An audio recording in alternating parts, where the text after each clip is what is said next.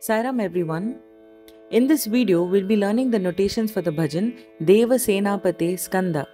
The bhajan notations are written in Teen Tal.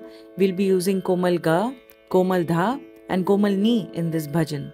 I will sing the bhajan notations first, followed by the bhajan.